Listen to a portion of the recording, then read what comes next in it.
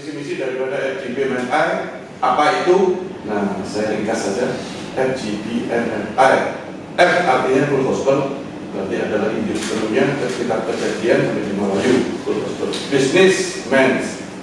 Bisnis itu adalah kegiatan usaha, kegiatan ekonomi. Mens adalah para pria. Nanti bisnis mens adalah pria yang mempunyai kegiatan ekonomi, menghasilkan sesuatu pekerjaan, usaha, kaum profesional maupun pengusaha kecil, menengah maupun besar. Semuanya bisa masuk di wadah full gospel ini. Kenapa para pria? Karena dianggap para pria ini pemimpin, baik di rumah tangga, imam keluarga, di perusahaan pun banyak presiden direktur, pemimpin-pemimpin itu banyak pria. Ya wanita ada sih, tapi umumnya mayoritas kan pria. Maka ibarat kereta api, kalau lokomotifnya jalan di rel yang benar, maka gerbong-gerbongnya ikut berjalan di rel yang benar. Siapa kalau lokomotif? Ya kita ini, para pria ini, para rumah tangga, pemimpin perusahaan, punya usaha, dan gerbongnya adalah kita punya istri, anak-anak, keluarga, karyawan, kolega, teman bisnis, dan sebagainya itu ikut dengan lokomotif, maka bergerak di arah yang benar. Lokomotifnya ke arah mana? Ya ke arah keselamatan, percaya Tuhan Yesus, maka semua isi gerbongnya diselamatkan karena akhirnya sudah benar. Nah, di dalam full gospel ini sendiri, kita ini bukan seorang ahli teologi, bukan pendeta, kita juga bukan gembala, tetapi kita adalah orang awam atau layman. Layman itu orang awam, orang biasa yang mempunyai hati, dimenangkan menjadi pengikut Kristus. Akhirnya kita juga melayani di marketplace, menjangkau pria-pria profesional, pengusaha maupun orang yang belum kenal Kristus, yang masih tidak jelas arahnya imannya kemana, itu kita ajak. Di mana? Ya di marketplace. Di marketplace berarti di public facility. Public facility apa? Ya di kafe, ya di restoran, ya di lobby hotel, dimanapun kita berada, di lift pun kita bisa mengajak orang untuk omong-omong. Akhirnya kita ajak dari lift, kita ajak dia ngopi, dan itu pernah saya lakukan sering sekali, ngopi dengan orang baru yang banyak pertanyaan masalah pelayanan, sampai mereka tanya bagaimana pelayanan, kok bosan ya, dapat apa dan sebagainya. Nah itu kita bisa jawab semuanya karena kita sering berfellowship, sering mendengarkan teman-teman kesaksian, maka kita menjadi lumayan, biarpun layman, biarpun orang awam, tapi kita mengerti dan kita tetap mengisi diri kita dengan kebenaran firman Tuhan. Kadang kita juga mengundang para hamba Tuhan untuk bisa hadir memperdalam kita punya pengetahuan. Dan orang biasa, tapi jangan biasa-biasa terus, tapi kita juga harus ngerti karena banyak pertanyaan dari orang awam. Jadi intinya adalah, visi ini adalah bagaimana para pria yang terikat terbelenggu dengan dosa itu kita bantu untuk kita lepaskan dari keterikatan dan keterbelengguan, agar free, agar bebas, jadi tidak terikat pada dosa dan belenggu lagi. Dimana yang bisnisnya dulu miring-miring, orang bilang visi bisnis, artinya bisnisnya baunya amis-amis itu, tapi miring-miring itu kita kasih ajaran bahwa itu tidak baik, itu dosa, maka kita harus bisnis yang benar, yang jujur. Nah, itu adalah visi kita, adalah bagaimana melihat para pria ini terlepas dari belenggu dosa dan berbelenggu pada dosa dan keterikatan pada hal yang berdosa. Terus misinya adalah kita bagaimana FGBMN ini menyangkut para pria untuk menjadi pengikut Kristus dari segala macam bangsa yang ada di dunia ini. Kedua, kita mengajak pria yang dulu sudah ikut Yesus untuk kembali kepada Tuhan Yesus, karena banyak kekecewaan dalam hidup ini, karena dulu mungkin imannya tidak kuat, digunjang-gunjang hidupnya langsung juga Yesusan, tidak Tuhan-Tuhanan, maka mereka pergi meninggalkan Yesus. Itu adalah kewajiban kita untuk mengajak para pria yang kecewa meninggalkan Yesus untuk kembali kepada Yesus. Dan juga kita membantu para pria yang sudah kita menangkan di marketplace untuk bisa dibantu di dalam dibaptis air, dibaptis roh, dibaptis api, agar kuat di dalam kehidupan ini, dan juga membantu mereka untuk bisa bergereja dimanapun mereka ingin bergereja. Ya kita bantu mereka. Di Katolik boleh, di Protestan boleh, di Pentakosta boleh, di Karismatik boleh. Di mana dia bisa bertumbuh, ayo kita bantu dia untuk bisa bergereja. Terus yang berikutnya kita mengadakan persekutuan yang lebih besar. ini tidak mengenal denominasi, kita adalah interdenominasi. bisa kumpul, orang Protestan, Katolik, Advent yang tidak beragama pun bisa kumpul di sini. Nah, itulah kelebihannya daripada Boston. Kira-kira itu visi dan misi daripada FGBMI.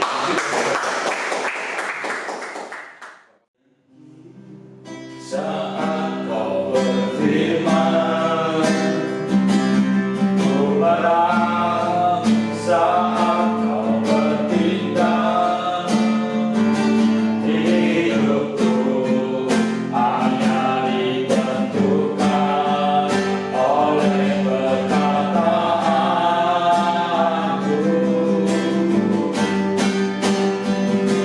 Ku aman karena menjaga kuat, kuat karena kau menopang hidupku, hanya ditentukan oleh kuasa-Mu.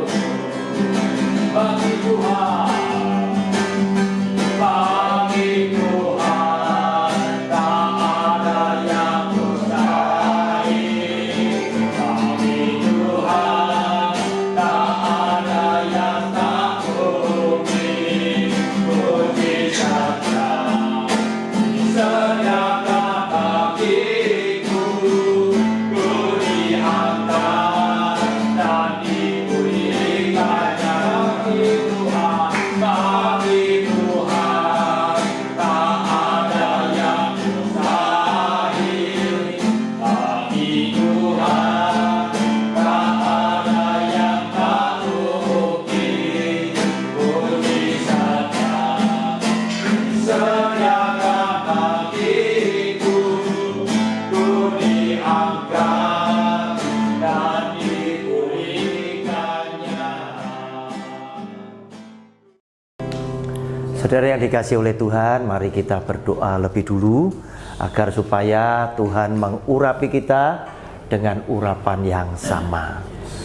Tuhan, kami bersyukur di pagi yang indah kami boleh bersekutu di tempat ini untuk memuji nama-Mu serta belajar sebagian daripada firman Tuhan. Kami yakin Engkau ada di tengah-tengah kami dan bertata di atas puji-pujian kami, sehingga ketika kami hendak mendengar firman-Mu, Engkau sudah memberkati kami, mengurapi kami lewat urapan Roh Kudus yang sama, sehingga ketika firman-Mu boleh kami dengar, firman-Mu pasti tidak akan kembali dengan sia-sia.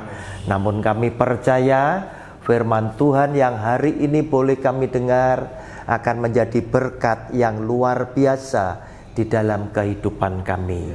Oleh karena itu Tuhan, berbicaralah kepada kami telah siap mendengar sabda firman. Yang dikasih oleh Tuhan, satu tema yang sangat bagus sekali ya. Telah saya terima lewat undangan Pak Rudi yang bunyinya demikian. Kenapa hal-hal buruk menimpa orang-orang baik? Saudara yang dikasih oleh Tuhan, saya yakin tema ini muncul oleh karena ada banyak orang Kristen dan Katolik, khususnya kita yang ada di dalam ruangan ini, yang melihat,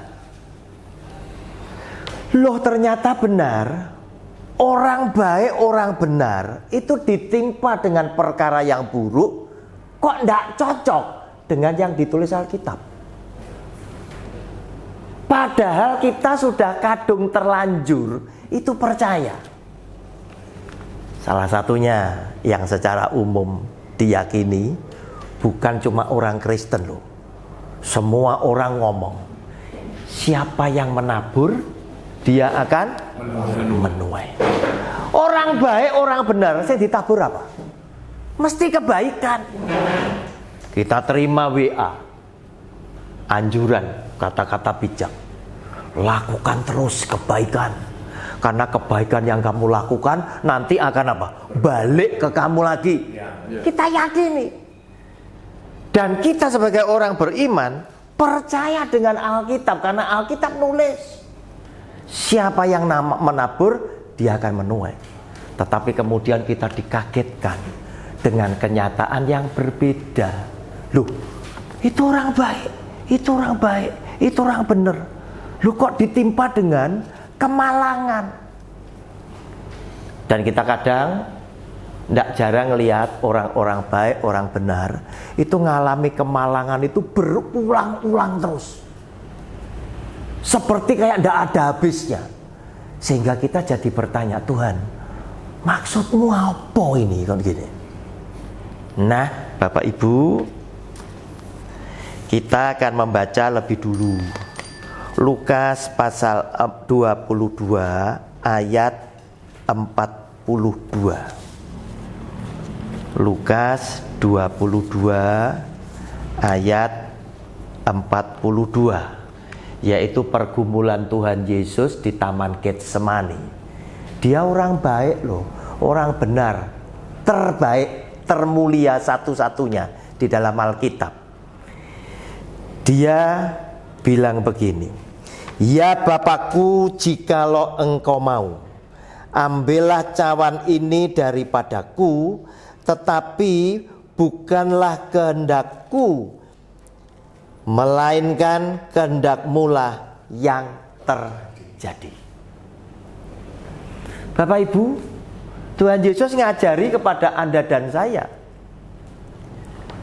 bahwa kita berdoa minta itu silakan dan harus kita berdoa. Tetapi Yesus Kristus Tuhan ngajari dengan memberikan teladan kepada kita semuanya. Tambahkan kalimat, bukan kehendakku, tetapi kehendak-Mulah yang terjadi. Nampak sekali bahwa apa yang dicontohkan oleh Tuhan Yesus itu sangat weak, sangat lemah. Kelihatan tidak keren, kelihatan kuno, kelihatan tidak powerful. Tetapi inilah satu-satunya kebenaran yang kita mesti contoh, yang kita mesti teladani. Sebab kita mesti hati-hati menghadapi Tuhan yang unseen, yang tidak kelihatan dan unpredictable, yang tidak bisa kita duga. Sebab Allah yang tidak kelihatan, yang maha kuasa, itu punya otoritas penuh menentukan kehendaknya apa yang boleh terjadi dalam hidup setiap orang. Oleh karena itu kita wajib sebetulnya, ini kan full gospel, ya, Injil sepenuh. Berarti buku ini semua, Kejadian sampai Wahyu, Anda orang-orang full gospel itu wajib memahami. Supaya apa? Melihat penyimpangan antara yang ditulis dalam Alkitab dan kenyataan hidup, Anda bisa tahu. Ini bukan sesuatu yang salah, bukan Tuhan salah, enggak. Ini memang bisa terjadi sebab Yesus Tuhan pun mengalami penderitaan di atas kayu salib. Dia menderita, dia mati, padahal dia orang baik, orang benar loh. Tapi matinya enggak enak. Nah, kesalahannya ada di mana sekarang? Kita mesti ingat, ya, bahwa hanya ada satu yang orisinil, yang asli cuma satu. Yang asli cuma satu. There is only one original. Cuma satu, yaitu ajaran Yesus Kristus. Tidak ada yang lain. Tetapi ketika kita dihadapkan dengan ajaran Tuhan Yesus, banyak pembicara lain yang palsu memberikan ajaran yang nampak lebih keren. Mereka nambahi dengan pernik-pernik, sehingga nampak lebih cantik, lebih keren, lebih powerful, lebih make sense, lebih masuk akal. Bapak Ibu, salah satunya di gereja seringkali Ayo kita perkatakan, sakitku sudah disembuhkan, masalahku sudah diselesaikan. Terus muncul istilah sekarang, kuasa perkataan. Betul? Bapak-bapak hati-hati, hati-hati. Tuhan tidak mengajarkan hal seperti itu. Dia tidak mengajarkan seperti itu, walaupun Alkitab juga menulis. Mulutmu cuma satu. Jangan satu sisi keluar berkat, sisi yang lain keluar kutuk.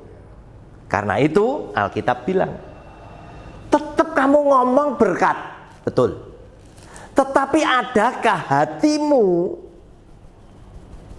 tahu bahwa kehendakmu yang terjadi? Your will be done. Kehendakmu yang terjadi, bukan kehendakku. Itu ada di dalam hati kita, ada di dalam pengertian kita, atau mungkin di dalam doa bapak-bapak sekalian. Itu Anda tambahkan, Tuhan, bukan kehendakku yang terjadi, tetapi kehendakmu yang terjadi. Artinya kita 100% percaya kepada Tuhan sebagai orang beriman. Apapun yang terjadi, walaupun pahit, itu adalah yang terbaik yang Tuhan karuniakan untuk kita. Saudara yang dikasihi oleh Tuhan, kembali, ajaran siapa ini?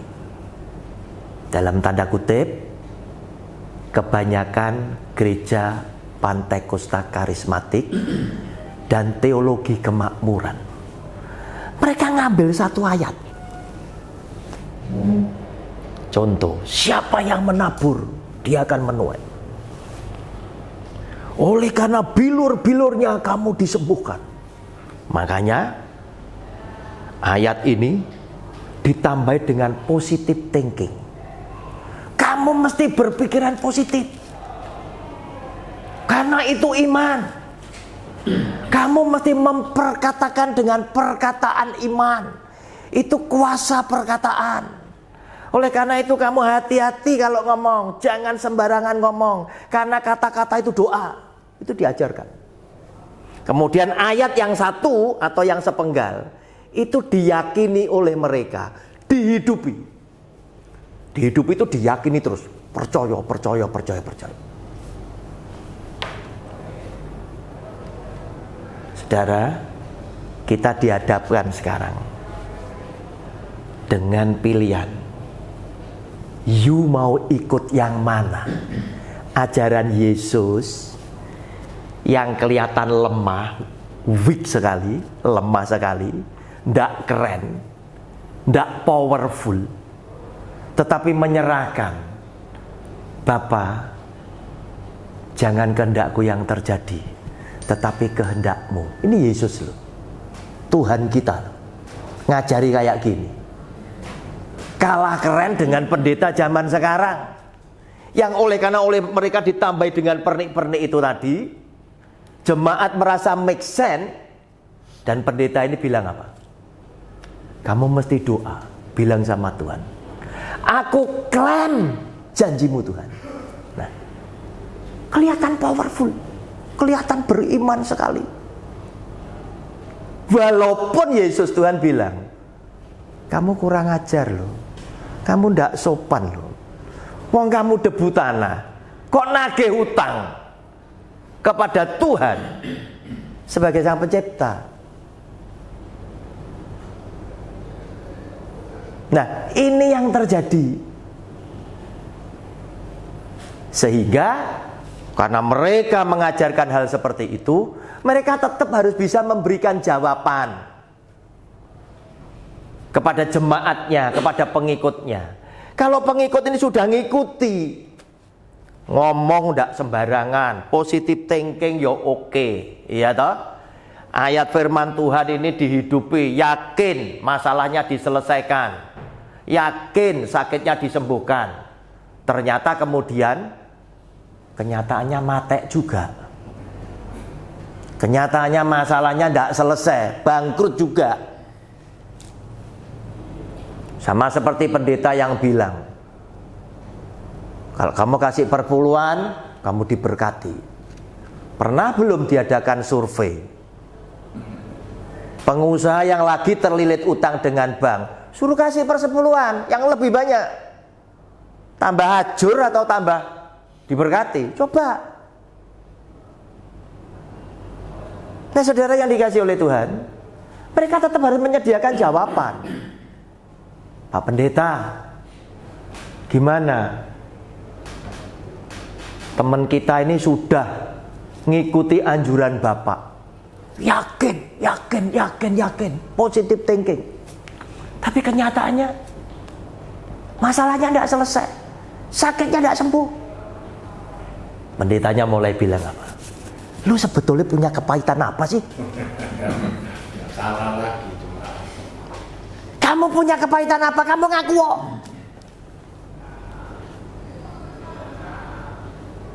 Sama seperti sahabatnya Ayub. Ketika Ayub ditimpa hal-hal yang buruk. Padahal Ayub itu apa toh? Ayo kita lihat ya. Ayub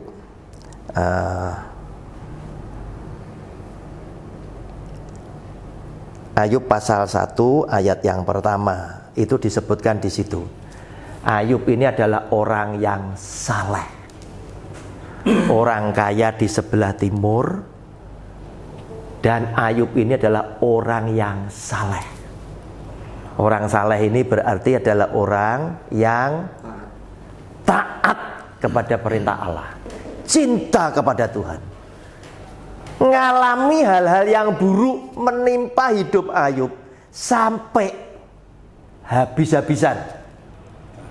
Saya yakin kita tidak bakal bisa seperti Ayub, tidak tahan. Tapi Ayub adalah orang yang luar biasa yang Tuhan miliki, menunjukkan di tengah-tengah tekanan yang luar biasa, Ayub tetap memuliakan Allah. Temennya juga bilang, lu ngaku, ada apa? Kok bisa sampai seperti ini? Karena mereka punya pikiran sama dengan tema ini. Kenapa hal-hal buruk menimpa orang-orang baik? Jangan lupa bahwa Tuhan yang Maha Kuasa itu punya otoritas penuh untuk menentukan apa saja di dalam hidup setiap manusia. Nah, ajaran karismatik, ajaran daripada teologi kemakmuran itu ingin menyederhanakan, mensimplifikasikan, menyederhanakan. Maksudnya pengen gampang nih jemaatnya. Dan maksudnya ingin supaya jemaatnya itu semakin yakin bahwa mereka punya ajaran itu betul. Dengan merumuskan, nek kamu lakukan ini hasilnya ini, nek melakukan ini hasilnya ini. Tidak bisa seperti itu. Tidak bisa seperti itu. Oleh karena itu kita mesti mempelajari Alkitab ini secara keseluruhan. Mulai Kejadian sampai dengan Wahyu. Sekalian mencermati kesaksian para tokoh-tokoh Alkitab. Kehidupan mereka terjadi seperti apa? Khususnya di Perjanjian Lama, itu yang mencatat tentang sejarah. Itu banyak peristiwa sejarah. Bangsa Israel, raja-raja nih, nabi-nabi nih, dan lain sebagainya. Itu kita bisa ambil hikmahnya. Walaupun itu bukan untuk kita. Itu bisa menguatkan iman kita. Kenapa? Karena yang dialami oleh mereka belum tentu kita bisa ngalami. Belum tentu bisa ngalami. Kenapa? Sebab bayarnya harga tidak sama. Bayarnya harga tidak sama. Abraham, dia berani meninggalkan kemapanan. Meninggalkan kemapanan. Kita belum tentu loh. Oh lu sudah enak-enak, kerjaanmu sudah lancar di sini, ngapain pindah? Abraham pindah. Bukti Abraham kaya, dia pergi meninggalkan negerinya, menuju ke negeri yang ditunjukkan oleh Tuhan yang dia nggak tahu.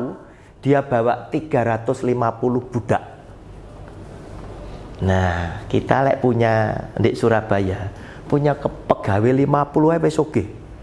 Ini sapek nggo. Berarti Abraham sugih sak berapa? Abraham pun berani perang dengan raja lain, bebaskan Lot keponakannya. Berarti dia adalah orang kuat sak piro. Ditinggalkan kemapanan itu. Kita belum tentu.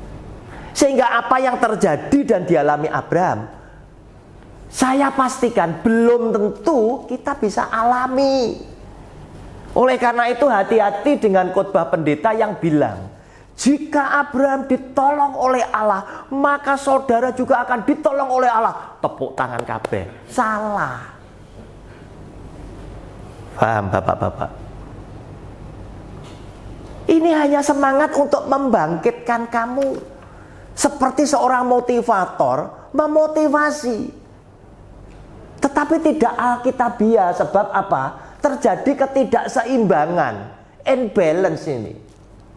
Karena kamu tidak memperhatikan peristiwa yang lain atau ayat yang lain secara keseluruhan.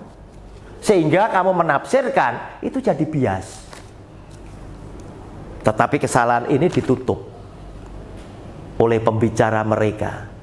Tampilnya bagus, groomingnya ini bagus, ganteng, tinggi, gitu, murah senyum, ngomongnya enak, jasa mahal, meke di kuping enak.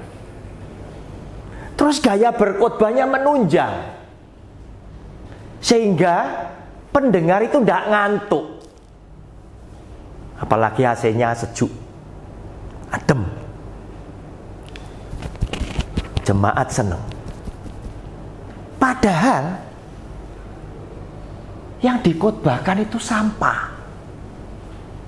Tetapi inilah yang disukai jemaat di zaman sekarang. Yang ditambahi dengan topping-topping tertentu, pernik-pernik tertentu. Sehingga kelihatan lebih indah, lebih keren, lebih powerful, lebih make sense, lebih beriman. Berani klaim janji Tuhan. Wah, itu kan bangga. Aku klaim janji Tuhan. Saudara yang dikasih oleh Tuhan, terus kita harus seperti apa sekarang? Kita sebagai orang beriman tetap lakukan.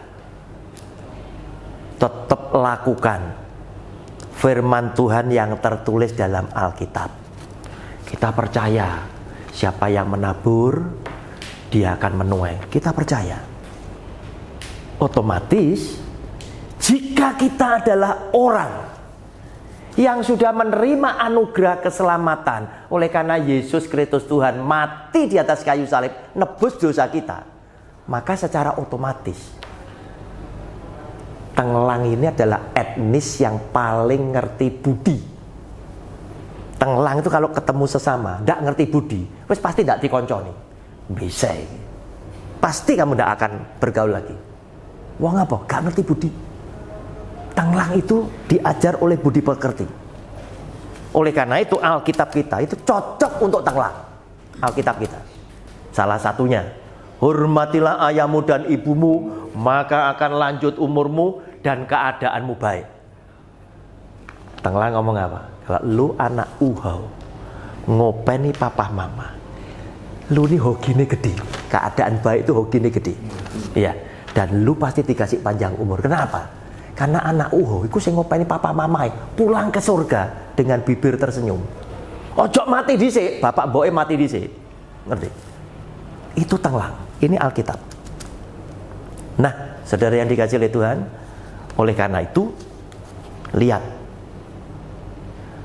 bahwa kita tetap harus percaya yang nabur menuai. Karena kita sudah diselamatkan secara otomatis. Kita ingin balas budi dengan yang menyelamatkan. yaitu Yesus Kristus Tuhan yang berkenan mati di atas kayu salib gantikan kita. Gimana caranya? Supaya hatinya dia senang, namanya dia dimuliakan, maka perintah Yesus itu tak jalanin dalam hidup. Baik bener tak lakukan. Ya boleh Tuhan tidak balas. Iman yang dewasa tidak butuh dibales. Aku mbok kayak apa sembarang Tuhan, karena aku yakin darimu adalah yang terbaik. Oleh karena itu Yesus sempat kagum dengan ibu yang anaknya sakit. Tuhan, sembuhni anakku Tuhan, dia kerasuk setan. Tuhan Yesus bilang, loh, roti ini untuk anak-anak, bukan untuk anjing. Ibu ini dianjing-anjing nih. Tetapi ibu ini tidak merasa tersinggung. Dia bilang, Tuhan, tapi anjing ini kan tidak makan roti di meja tuannya. Remah-remah, gogrokan yang jatuh di meja tuannya itu sing dimakan. Artinya apa? Tersirat sebuah pengertian yang tersembunyi.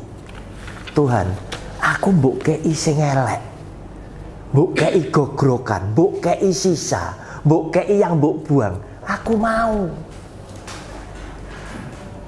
Yesus Tuhan bilang, iman sebesar ibu ini tidak pernah ada di tengah-tengah orang Israel. Nah, kita harusnya menjadi orang yang seperti itu. Tuhan, mbok kei apa saja Tuhan, aku berterima kasih, aku bersyukur. Ndak mbok kei juga ndak apa-apa. Salah satunya gaya pelayanan saya ini. Saya mbok undang, saya datang, ndak mikir amplop. Mbok kayak aqua bar amin pulang, ndak enek aqua ya wis. Ya. Kenapa? Karena ini bakti saya. Bakti keluarga saya yang sudah diselamatkan.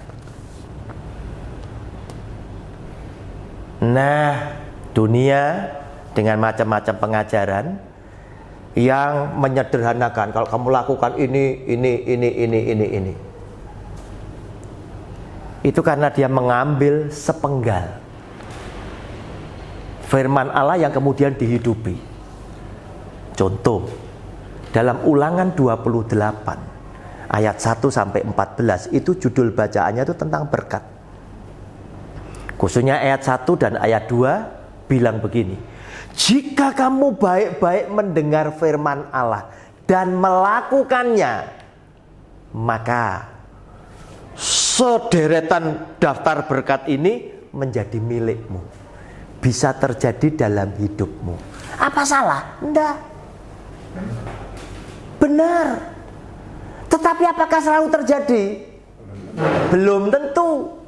Sebab apa? God tidak selalu intervention. Tuhan tidak selalu intervensi kepada setiap orang. Iya, tidak intervensi kecuali kepada orang yang Tuhan punya rencana. Itu sengaja oleh Tuhan dikawal supaya rencana Allah tidak pernah gagal. Contoh, Tuhan Yesus lahir masih bayi. Herodes kepengen bunuh bayi Yesus. God intervention. Malaikat Allah diutus bilang sama Yusuf, Yusuf, bawa bayi beserta ibunya pergi ke Mesir, sebab Herodes hendak membunuh anak itu. Kamu nanti pulang tunggu komandoku setelah Herodes mati. Nah, dia intervensi. Tetapi untuk orang-orang yang lain, bukan berarti Anda dan saya Tuhan tidak punya rencana. Tetapi mungkin Tuhan punya rencana terhadap kita itu dengan skala yang kecil. Kita dipakai sebagai berkat lingkungan keluarga, lingkungan family, lingkungan konco, lingkungan marketplace. Itu. Sehingga belum tentu setiap aspek kehidupan Tuhan harus ikut-ikut. Belum tentu. Sehingga muncullah kenyataan yang berbeda dengan isi Alkitab. Itu adalah biasa. Nggak usah dicari lagi. Pak Sun, kamu punya kepahitan apa? Kamu punya dosa apa? Ngaku, dipaksa. Demi supaya apa? Nggak kehilangan muka dengan ajarannya. Kalau orangnya tanya, Pak Roni, Pak Sun nggak ngaku loh, nggak ini apa? Pasti dia gak jujur. Nah, kan mati gitu. Nah, saudara, bukan itu. Tuhan tidak selalu intervensi kepada setiap orang. Lihat para rasul. Mereka orang baik, orang benar, yang berani memberitakan Injil Kristus di tengah-tengah suasana yang mengancam nyawa mereka. Saat mereka dibunuh, Tuhan mengizinkan. Tuhan tidak intervensi.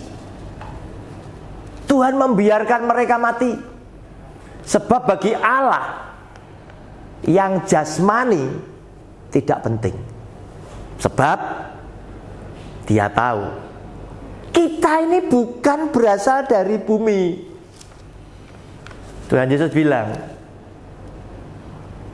kamu itu adalah berasal dari sana, yang sudah dipilih oleh Allah untuk di sana. Sehingga bumi wajar kalau jadi musuh kamu. Kalau aku, Tuhan, memang berasal dari bumi, raja di bumi, semua pasti akan jadi hambaku. Tetapi karena aku berasal dari sana, maka bumi itu menjadi musuhku. Artinya apa? Orang baik, orang benar itu menjadi target operasional iblis dan pengikutnya. Hati-hati. Semakin Anda setia, saya sarankan Anda melangkah harus semakin hati-hati. Kenapa? Karena iblis itu selalu tidak suka dengan kita. Semakin kita nempel sama Tuhan, iblis semakin apa? Menjadikan kita musuh yang utama. Jadi target operasional. Dunia selalu mengkaitkan dengan upah. Dengan upah. Orang percaya yang sudah ditebus Tuhan sudah tidak mikir upah.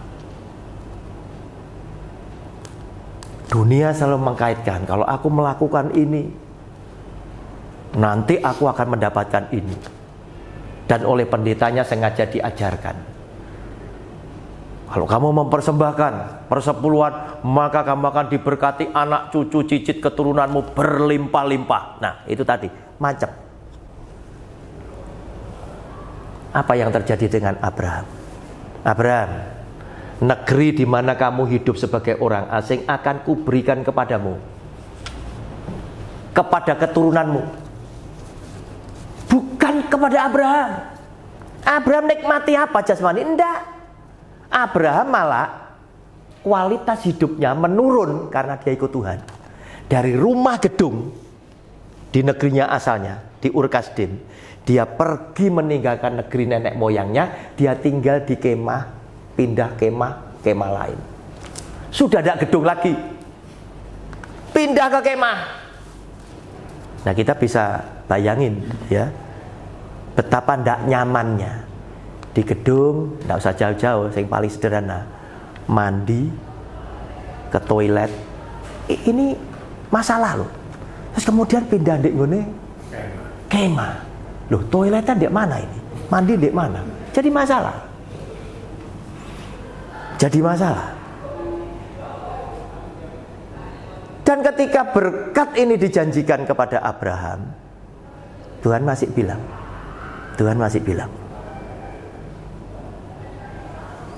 negeri ini akan kuberikan kepada keturunanmu, tetapi keturunanmu itu akan diperbudak oleh bangsa lain. selama 400 tahun.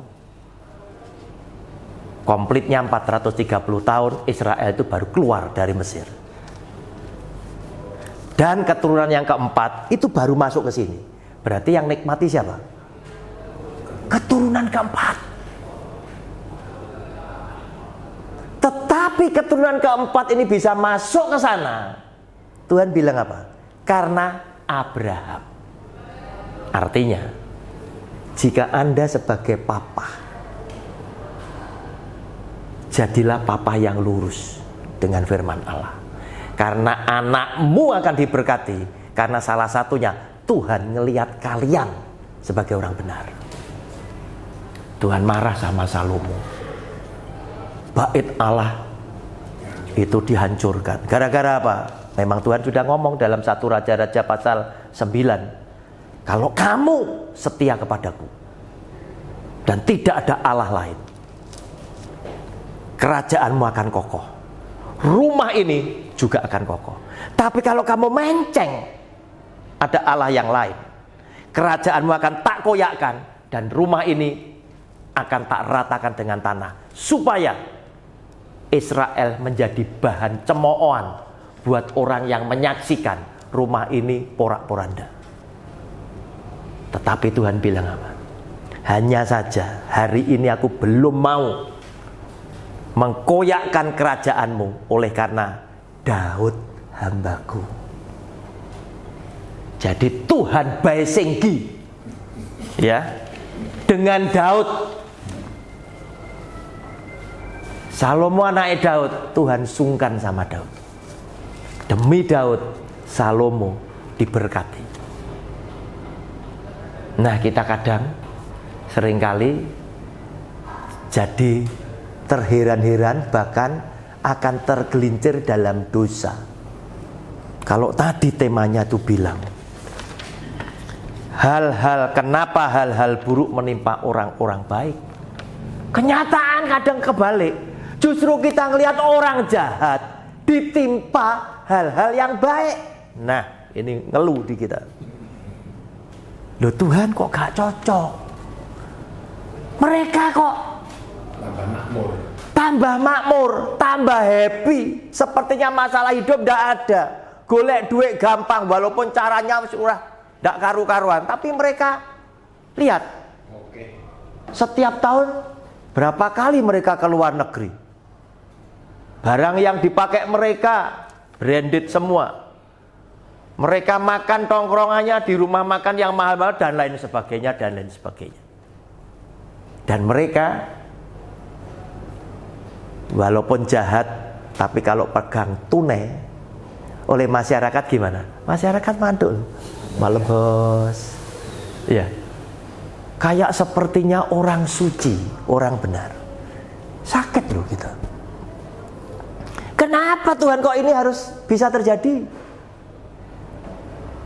Tuhan bilang, kamu harus jadi seperti aku, seperti Bapakku yang ada di surga. Dia adalah Bapa yang sempurna, yang memberikan hujan kepada orang yang baik dan yang jahat.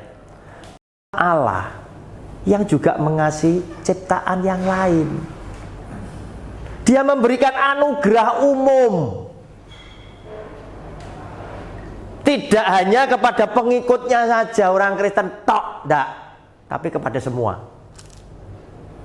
Sehingga ada hukum alam juga. Siapa yang rajin, dia bisa kaya.